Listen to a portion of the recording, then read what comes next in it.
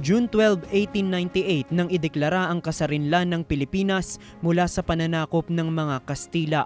Dito unang natatag ang Republika ng Pilipinas kung saan si Emilio Aguinaldo ang idineklara bilang kauna-unahang Pangulo ng Republika. Pilipinas, ang tanong ko sa'yo,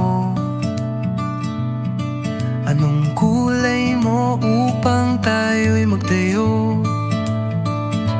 Isang bansa na nagkakaisa, walang pag-away, wala nang hiwalay pa. Sa aling kulay ba tayo gagalaw para magkaintindihan?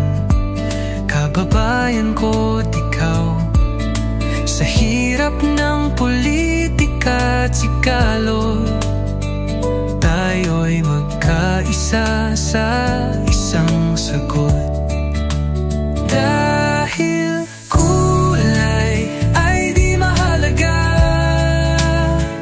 puso't pagkakaisa ang nasa dulo ng kanta. Ang tiwala at pag-asa ng bayan nasa kamay natin sa bawat hakbang.